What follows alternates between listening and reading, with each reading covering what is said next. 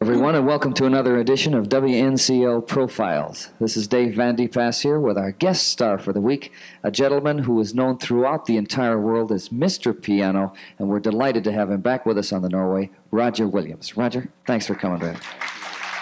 Wow, thank you. Hey, you're going to wake me up yet. I think all of you can tell that we're in the Checkers Cabaret, and we have a live audience here for our profile this afternoon. I just want to talk a little bit with Roger. Roger, when were you here last? You've been with us before. Yes, about 6 months ago. We did the shows again. Uh-huh. And I'm getting hooked. I hope so. I like it here. Good, good, because we like you here. You are one of the most popular people, I mean that sincerely, here. I think I was talking to you a little bit last night about how when you were walking down through the audience, people were talking and saying how they play your records all the time. And what was that comment that one couple made, that just before they came on the cruise, they had got a new stereo or something? Mm-hmm. And the first thing they played was Roger's records on their new stereo. They couldn't wait to hear him, and then they came on the cruise Sunday and found out that here he was going to be appearing live. They were just thrilled. And you know, the one thing I've found about these cruises is that people really get close to one another. When we get out in the world, we're always afraid somebody's going to mug us or take our billfold or whatever, and we're a little distant from people. But by the end of this week, I think you're going to find that you know an awful lot of people, and you're going to start trusting everybody, and you're going to start liking everybody. That's what I like most about these tours, is that I really get acquainted with people, make fast friends, people that I still write to. Really? Yeah. Mm-hmm. That's the kind of guy this guy is. I've had a chance to know him the last time he was here and this time, and I love the way you open your show. I really do. You go down into the audience, you start to talk to the people, you get friendly with them, they feel like they know you right away, and as soon as you walk on the stage, they're friends of yours already. Well, I figure if they're nice enough to see me, the least I can do is see them. Well, it's great. Just terrific. What have you been doing in this last 6 months? Boy, I just got off a Mexican tour. We did 17 days in Mexico, and I got up on the 12th floor of the hotel the first night, and I was to come down to play the concert, and at 8:30 we had a 7.1 earthquake. Oh. And that's pretty heavy. And I had glass all around me, and I went down to play, and nobody was there. Everybody had gone home to see if their house was still standing. It was really embarrassing. And we had a full house before. Kind of hard to compete with an earthquake. Yeah, it really is. It shook me up, literally. Shook me. How did it feel on the 12th floor? That must have been scary. It was scary. Jeez. We ran into that in Japan a couple of years ago. I was up on the 15th floor there, and they had an earthquake. But the Japanese earthquake was very, very gentle. And you just saw the sofas and all the divans and chairs just start to skate across the floor, and they'd go a little, well, kind of like it was here yesterday. But you see things start to skate back and forth. And I had a girl singer, and she was in her room taking a bath. And by the end of the earthquake, the bathtub was completely empty. She said there was about that much water in the bottom. Cow. Because all the water had sloshed out. Just wow. But the Mexican earthquake was tremendous. It just really roared and shook, and there was a lot of confusion. It was a tough one. Ooh, I've never been through an earthquake. I don't think I'd like that too much. Well, listen, it's like anything else. When you get through, you say, wow, I made it through another day. Well, that's that for that one, huh? That's right. Have you been playing, you said you just came from Birmingham with the Alabama Symphony? Yes, I was there for 2 nights. Do you work Saturday. mostly with that kind of orchestras, with symphonies, or do you do nightclub dates, or what does your traveling consist of? I just like to play the piano. Yeah. And I do some concerts alone. I do some with 3. I do some with 5. I do some with orchestra like we have here. Yes. I play with the symphonies. I do concerts with choral groups. I just like to play. Great. That shows. It really shows. You practice every day, don't you? Yeah, I sure do, and I'm still trying to find an easy way out. I really haven't. I have to practice. Yeah. These fingers, if I don't, they just stiffen up on me. So I've got to keep them supple. And also, I run a couple of miles every day. That helps me. You jog? Yes. Yeah. I jog in place. Because if I jog outside, I always have an excuse. The weather's lousy, or I got up too late, or whatever. But if I jog in place, then I know I have to do it. And I have a bunch of records that are just the right tempo, a bunch of Trini Lopez records, and a few of mine. And when I get through 23 minutes of jogging to those records, I know I've done my 2.5 miles for the day. I think that's a great system.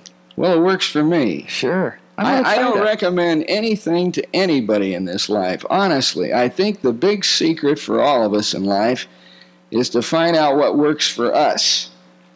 And believe me, that ain't going to work for the next guy. Yeah. Many, many times it doesn't. Sometimes it does, but I don't go around giving advice, but I like to discover what makes me tick. Mm-hmm. And when I do that, then I get things right. 1, 2, 3. Everything goes fine. Good. You mentioned Trini Lopez and some of your own records.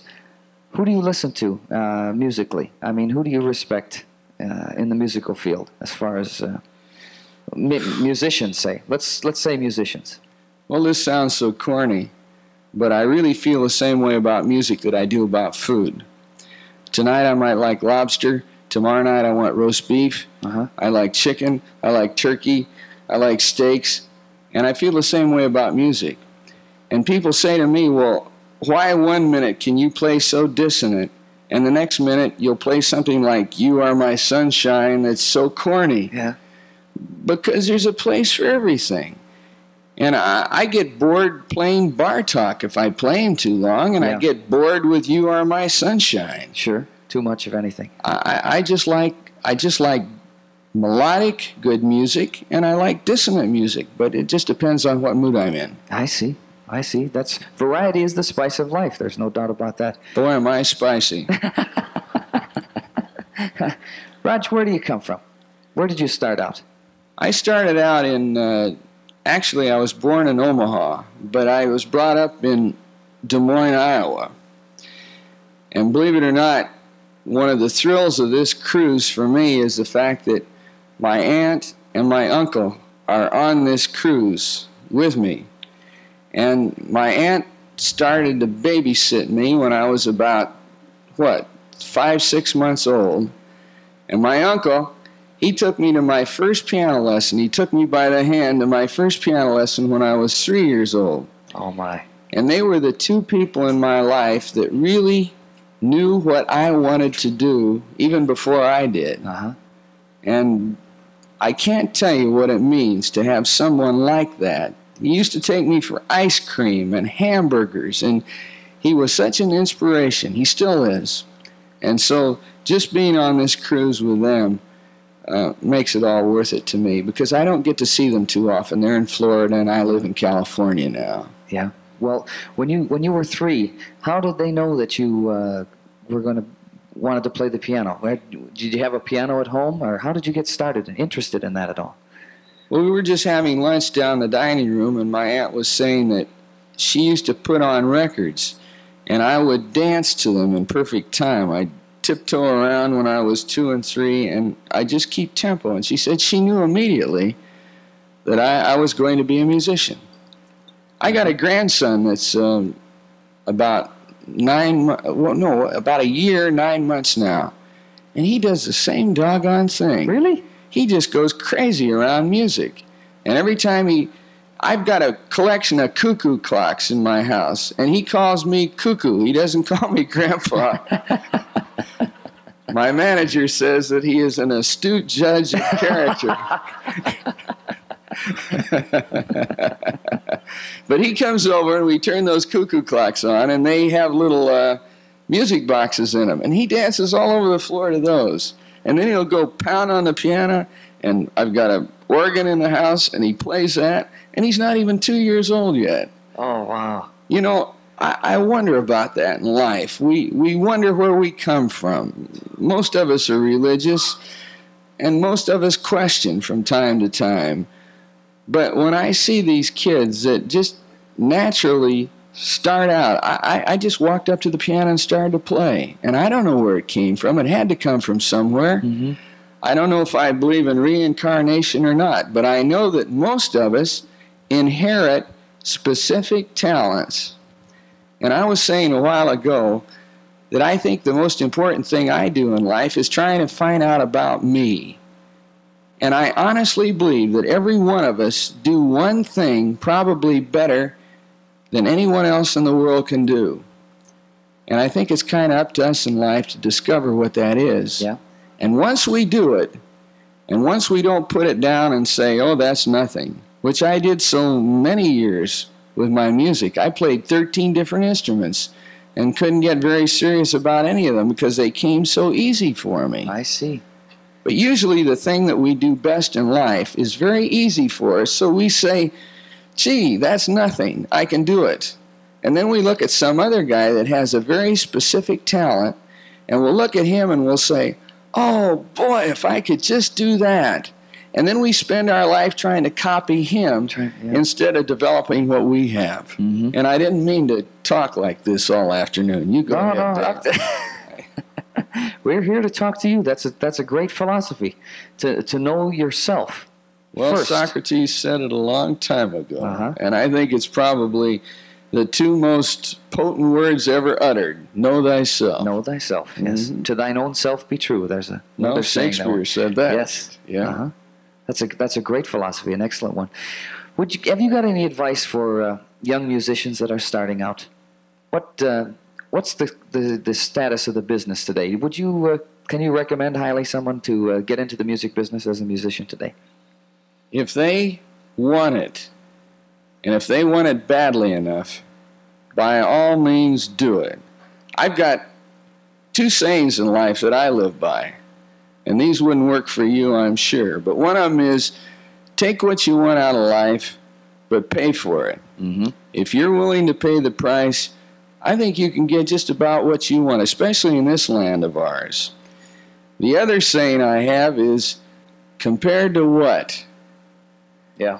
Compared to what? Every time I get a little egotistical, I say, compared to what? And I look at some other guy and I say, boy, I wish I could do that. Or if I get down, or if I get sick, I say, compared to what? And I look at another person that's so much worse off than I am. Mm-hmm. And that kind of keeps me on an even keel, that compared to what philosophy. Mm-hmm.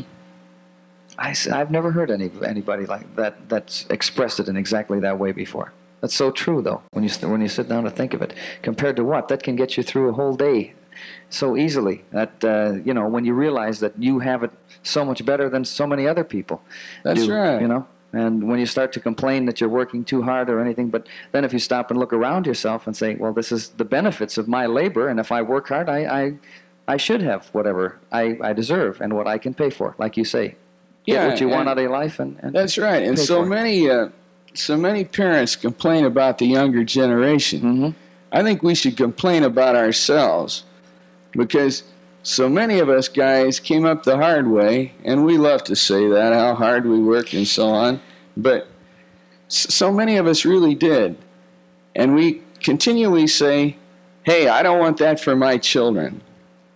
I want them to have it better than I have. But we rob them of that one thing, of taking what they want out of life and paying for it. And if they don't pay for it, there's nothing in life that's really worth it unless you pay the price. It doesn't mean anything unless you pay the price.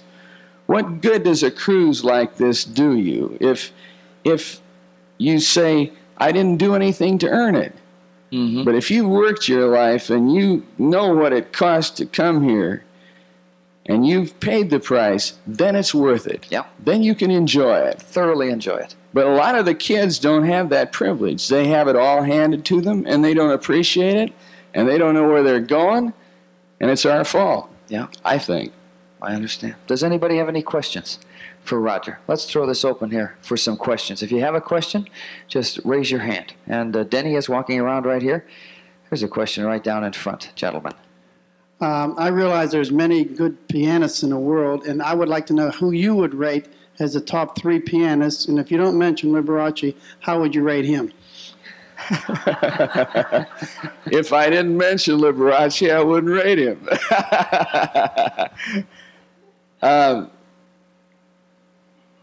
In my life, there was one pianist that influenced me tremendously. He was a black man named Tatum. You mean you've heard of him?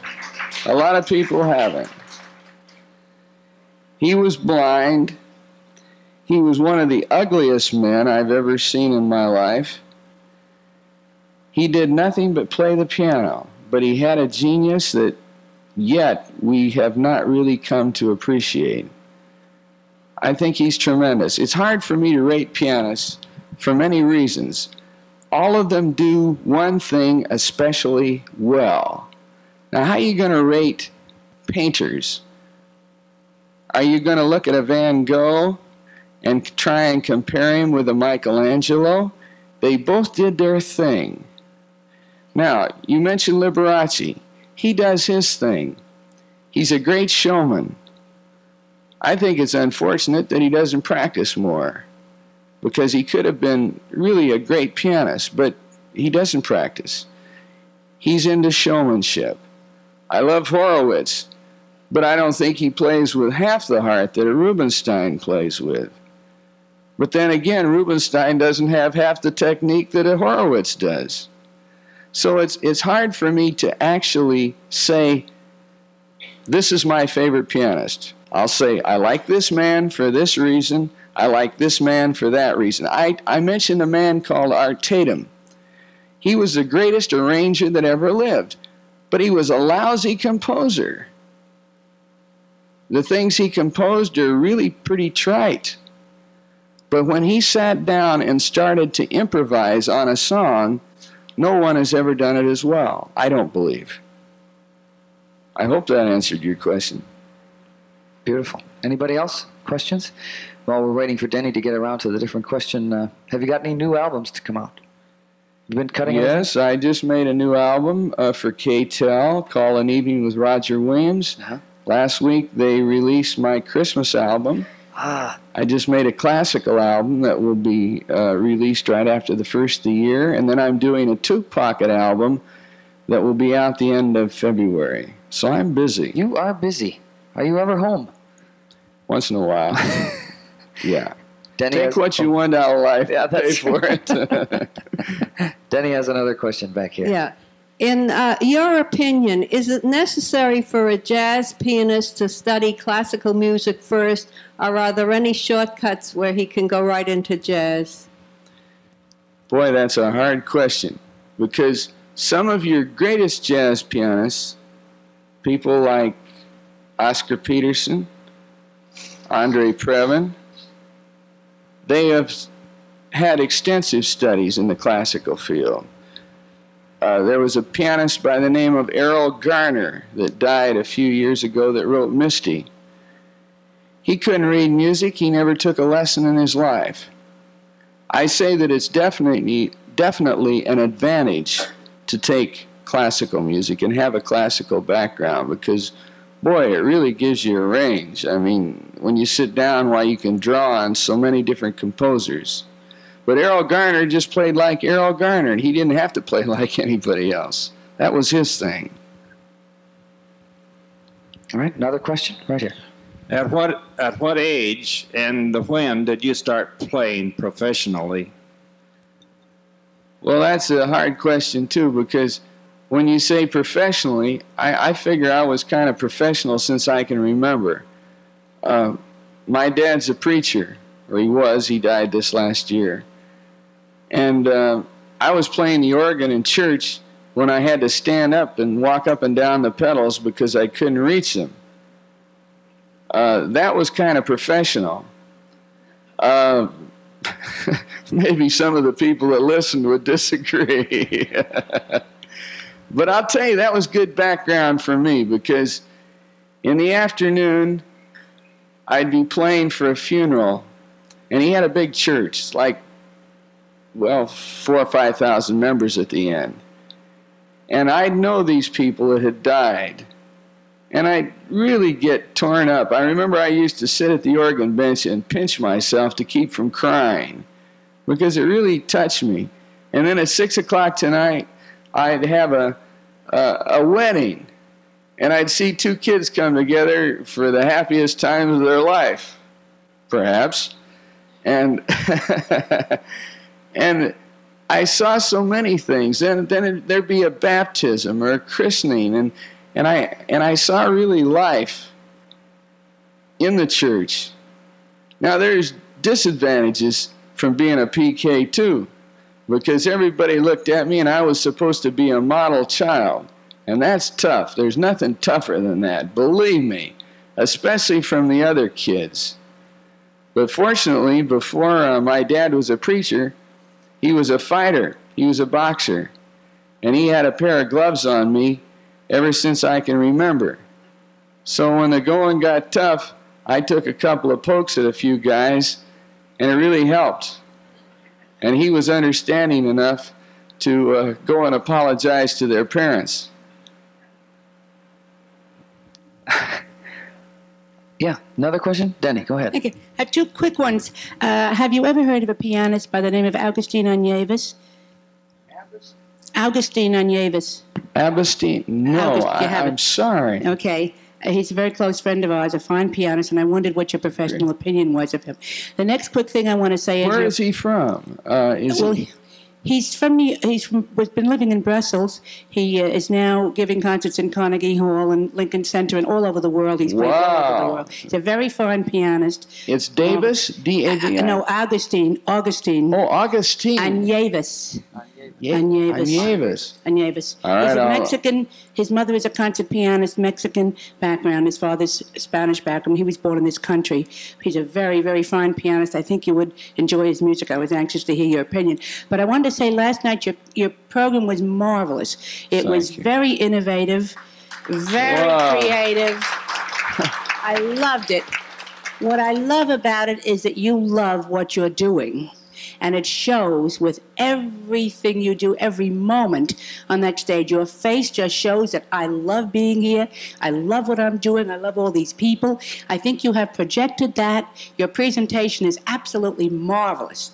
I really think you're terrific. Now, we've gone on many cruises, and people have sold records of something like that. My husband and I spoke with you last night about this. Yes, as you were leaving. remember. You shook our hands, and we mentioned it. If you had made a recording of that program last night, everybody, I'm sure, who has taken this cruise would have loved this as a memento of the cruise and of this wonderful thing that you did for us last night.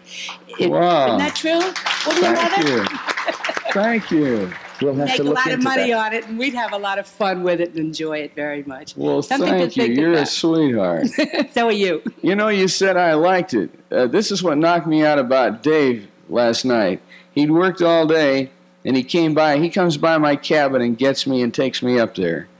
In fact, I got my career finally to the point where somebody leads me to the piano and somebody leads me away. That's kind of nice, because I don't know if I could find it myself half the time. But Dave said to me, he said, I like this job so much, he said, I don't care if I even got paid for it.